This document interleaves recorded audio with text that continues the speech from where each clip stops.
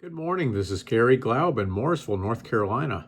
Today we are on lesson 26 of the Gospel of John, and we're covering John chapter 12, verses 27 through 50.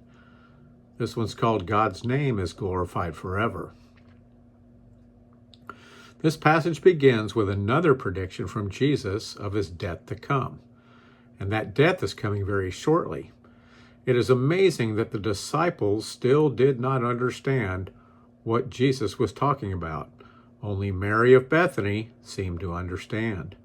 But there are Christians today that still do not really understand what Jesus accomplished on our behalf. To many, the cross is foolishness. How can the death of the Son of God on the cross save anyone? If he was God, why did he choose the cross? Why didn't he just declare himself God and rule over the people? The entire Old Testament pointed forward to this event, and only the spilling of innocent blood can cover sin. Jesus will not force anyone to love him or follow him. It comes down to personal choice. But what does not come down to personal choice is whether we will acknowledge him as God. That will happen for everyone who ever has lived. Every knee shall bow, and that will include all of those who will receive the judgment of hell. We can bow by choice now or bow in judgment later. Let's read the first passage today. John chapter 12, verses 27 through 36 says this. Now my soul is troubled, and what shall I say? Father, save me from this hour? But for this purpose I came to this hour. Father, glorify your name. Then a voice came from heaven saying, I have both glorified it and will glorify it again. Therefore the people who stood by and heard it said that it had thundered. Others said an angel has spoken to him. Jesus answered and said, This voice did not come because of me, but for your sake. Now is the judgment of this world. Now the ruler of this world will be cast out. And if I am lifted up from the earth, will draw all peoples to myself. This he said, signifying by what death he would die. The people answered him, We have heard from the law that the Christ remains forever. And how can you say the Son of Man must be lifted up? Who is this Son of Man? Then Jesus said to them, A little while longer the light is with you. Walk while you have the light, lest darkness overtake you. He who walks in darkness does not know where he is going. While you have the light, believe in the light, that you may become sons of light. These things Jesus spoke and departed and was hidden from them. This passage should change our perspective drastically when we ponder what Jesus did for us on the cross. I used to focus on the physical aspect of the cross instead of the emotional or spiritual aspect of the cross, and I'm guessing that many other Christians have done the same. We think about the scourging that Jesus received and what it must have felt like to have huge nails driven through his hands and feet. While the physical pain was immense, that does not even begin to describe the cross. According to Paul in 2 Corinthians 5:21, Jesus did not just bear our sin, he became our sin. The sinless Jesus, who never experienced sin, not even a sinful thought, did not just carry our sin, but became every sin ever committed by every man. That did not just include the sins committed before the cross, but every sin that ever would be committed. The cross is what Jesus came to do, came to accomplish, and though he knew every aspect, every nuance, that does not mean it was easy. He knew that he would endure it and could endure it, but Jesus still had to experience it. We are very familiar with the prayer of Jesus in the Garden of Gethsemane on the eve of his arrest. Father, if there is any other way, let this cup pass from me. But not my will, but yours be done. This is almost identical to this statement by Jesus to open this passage. Now my soul is troubled, and what shall I say? Father, save me from this hour? But for this purpose I came to this hour. Father, glorify your name. The cross was not just about Jesus. God the Father suffered at the cross too. Just imagine the separation between the Father and Jesus during the endurance of the cross. God separates us from our sin as far as the east is from the west. And at the cross, it was likely that same distance between Father and Son. As God cannot look upon sin, that separation between Father and Son for the only time in all of eternity meant that Jesus was absolutely alone on the cross. As a parent, think of what it would feel like for your child to be enduring the most difficult challenge and you're not able to be there. The most amazing part of this, though, is the willingness of both Father and Son to endure this for us. Jesus knew that there was no other way to accomplish this, but in anticipation of the cross, it was strongly on his mind. The Father responded to this prayer from Jesus audibly from heaven. I have both glorified it and will glorify it again. The cross would glorify the Father and the Son. Who else would give such an incredible, selfless gift? The cross testifies of the love of the Father and the love of the Son. No one forced them to do this for us. Once again, the willingness of both Father and Son to accomplish this for us tells us about their love, and most importantly, their sacrificial love. They were willing to endure this for us to have salvation and relationship with God. During the ministry of Jesus, the Father audibly spoke to Jesus 3 different times. The first occurred at the baptism of Jesus when the Father said, "This is my beloved Son, in whom I am well pleased," in Matthew 3:17. The Father spoke again at the transfiguration of Jesus. "This is my beloved Son, in whom I am well pleased. Hear him," in Matthew 17. Well, the only thing the Father added in this statement was "hear him." This passage today in John reveals the third. All 3 of these pronouncements from the Father were concerning the cross. Baptism was a ceremony of rebirth, signifying the death of the sinful man and rebirth of the new creation in Christ. As Jesus was sinless, why was he baptized? To satisfy all righteousness, but it was to represent when our sin would be placed upon him at the cross. At the Transfiguration, Luke 9 mentions that Jesus was discussing his departure with Moses and Elijah, when he would become the sacrifice for all of the world in Jerusalem. Once again, in this third statement by the Father, it is about the cross to come as well. God the Father would be glorified through the Son at the cross. We also should notice that this audible voice was for others, not for Jesus. Jesus heard the Father without the voice being audible every moment of every day. At the baptism, if the audible voice was for the benefit of Jesus, the Father would have said, "I am well pleased in you, my Son." Instead, God's announcement was for others to know how pleased he was in his Son. At the Transfiguration, the Father told Peter, James, and John, "Hear him." Obviously, that admonishment was for others, not for Jesus. And in this third example, John makes sure we understand, as John says that Jesus said this, "This voice did not come because of me, but for your sake."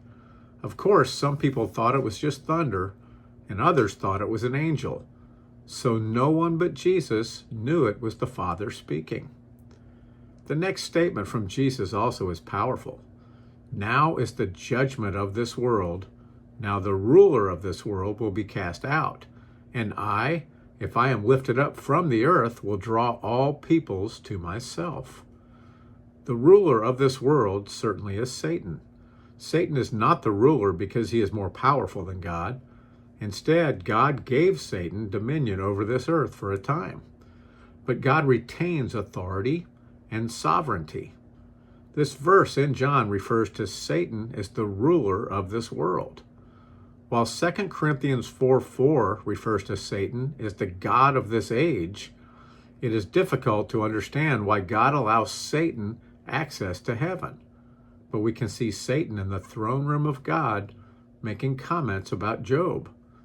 It seems likely that Satan still has access to the throne room of God, which is a bit confusing after Lucifer, the anointed cherub who covers, was cast from heaven with 1/3 of the angels who had joined in his rebellion, Isaiah 14, likely before the Garden of Eden. We know that a battle is coming when Michael and the heavenly host will defeat Satan and his demons, and they will be cast from the throne of God, Revelation 12. But in this passage in John, Jesus is speaking of another defeat of Satan, the cross. Jesus will be lifted up, referring specifically to the cross, and this single event will change the battle against Satan for all of eternity. The cross will bring many sons to glory, according to Hebrews 2:10, and in so doing, the death of Jesus on the cross will snatch the expected victory away from Satan. Again, as we can see what will happen by reading the Bible, Satan should be able to see these events as they will happen as well. But out of sheer arrogance, it appears that Satan still thinks he can and will win in the long run. The light of the world was still walking with them, but it was less than a week before the cross. Let's read the next passage. John chapter 12, verses 37 through 41 says this. But although he had done so many signs before them, they did not believe in him, that the word of Isaiah the prophet might be fulfilled, which he spoke. Lord, who has believed our report, and to whom has the arm of the Lord been revealed? Therefore they could not believe, because Isaiah said again, He has blinded their eyes and hardened their hearts, lest they should see with their eyes, lest they should understand with their hearts and turn, so that I should heal them. These things Isaiah said when he saw his glory and spoke of him. Now we see two quotations from Isaiah. The first is the beginning verse in Isaiah 53, a prophetic chapter about the cross to come. Who has believed our report, and to whom has the arm of the Lord been revealed? Despite the voluminous and amazing miracles performed by Jesus, most of the Jewish people whom he came to save had rejected Jesus. Jesus revealed himself to these people through his words, through his life, and through his signs and wonders. They heard about the miracles, came to witness the miracles, but their interest was in the show, not in the Messiah, the Son of God, who came to save them. We see another quote from Isaiah. Isaiah chapter 6, verses 9 through 12 says this, And he said, Go and tell this people, keep on hearing, but do not understand. Keep on seeing, but do not perceive. Make the heart of this people dull, and their ears heavy, and shut their eyes, lest they see with their eyes and hear with their ears, and understand with their heart, and return and be healed. Then I said, Lord, how long? And he answered, Until the cities are laid waste and without inhabitant, the houses are without a man, the land is utterly desolate.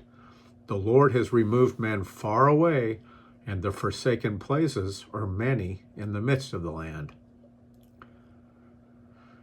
Luke tells us that God has hidden these things from the eyes of the Jews, and they will not see him again until they call out, Blessed is he who comes in the name of the Lord. This is not referring to those words previously shared on the Palm Sunday road, but a distant time period before the return of Jesus at the end of the Great Tribulation. In the meantime, because they chose not to trust in Jesus, Luke also made it known that their eyes were blinded and continue to remain so. So many Christians incredulously question why Jews cannot see Jesus as their Messiah. And it is not out of ignorance. It is out of blindness. It is like asking a blind man why he cannot see a deep hole in the middle of his path. Their blindness will continue until the great tribulation, when, according to Zechariah, many will be saved. Zechariah 13, verses 8 through 9 says this, "And it shall come to pass in all the land, says the Lord, that 2/3 in it shall be cut off and die, but 1/3 shall be left in it.